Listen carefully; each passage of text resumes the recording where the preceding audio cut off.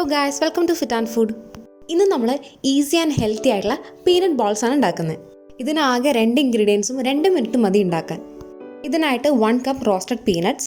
Raw peanuts മേടിച്ചിട്ട് വീട്ടിൽ തന്നെ റോസ്റ്റ് ചെയ്തെടുത്തതാണ്. ഈസി ആയിട്ട് എങ്ങനെ റോസ്റ്റ് ചെയ്യാം എന്നുള്ളത് വീഡിയോന്റെ ലാസ്റ്റ് പറഞ്ഞുതരാം. ഇനി ഇതിലേക്ക് പൊടിച്ച ശർക്കരയാണ് ആവശ്യം. 1/2 കപ്പിനേക്കാളും കുറച്ച് കുറവ് എടുക്കുക. പിന്നെ ശർക്കരയുടെ അളവ് നമ്മുടെ ഇഷ്ടത്തിനനുസരിച്ച് കൂട്ടും കുറയ്ക്കുകയും ചെയ്യാം.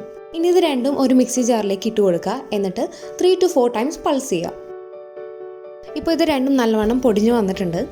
ഇനി ഒരു സ്പൂൺ എടുത്തിട്ട് നല്ലോണം ഒന്ന് മിക്സ് ചെയ്ത് കൊടുക്കുക. അതിനുശേഷം ഇത് 3 to 4 ടൈംസ് ഒന്ന് പൾസ് ചെയ്യുക.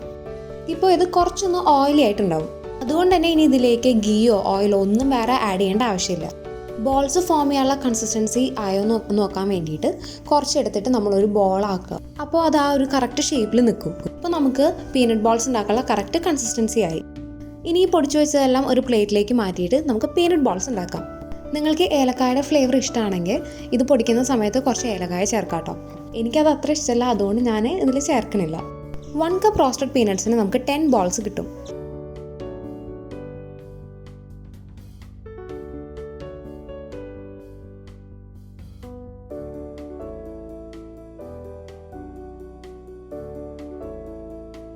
ഇപ്പോൾ നമ്മുടെ പീനട്ട് ബോൾസ് റെഡിയായി.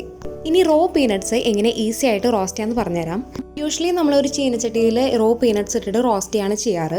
അപ്പോൾ അത് ചെയ്യുമ്പോൾ നമുക്ക് ഈവൻ ആയിട്ട് റോസ്റ്റ് ആയി കിട്ടില്ല. ചില ഭാഗം കരിഞ്ഞു പോവും, അങ്ങനെയൊക്കെ ആവും. അപ്പോൾ ബെറ്റർ വേ എന്ന് പറയുന്നത് അവനിൽ റോസ്റ്റ് ചെയ്യുന്നതാണ്. ഞങ്ങൾ OTG അവനിലാണ് ചെയ്യാറ്. അപ്പോൾ അതിൻ്റെ ട്രേയിൽ കുറച്ച് ഉപ്പും നമ്മുടെ ആവശ്യത്തിനുള്ള റോ പീനട്ട്സും ഇട്ടിട്ട് ടോസ്റ്റ് മോഡിൽ 12 മിനിറ്റ്സ് റോസ്റ്റ് ചെയ്യാം. അപ്പോൾ നമുക്ക് ഈവൻ ആയിട്ട് റോസ്റ്റ് ചെയ്ത് കിട്ടും. പിന്നെ അത് ചൂടാറി കഴിയുമ്പോൾ അതൊന്ന് എടുത്തിട്ട് അതിൻ്റെ സ്കിന്നെല്ലാം റിമൂവ് ചെയ്യുക. അപ്പോൾ എല്ലാവരും നമ്മുടെ റെസിപ്പി ട്രൈ ചെയ്യുക, ഷെയർ ചെയ്യുക, ഫീഡ്ബാക്ക് അറിയിക്കുക. വീഡിയോസ് എല്ലാം ഇഷ്ടമാണെങ്കിൽ ലൈക്ക് ചെയ്യുക, കമൻറ്റ് ചെയ്യുക, സബ്സ്ക്രൈബ് ചെയ്യുക. Thanks for watching.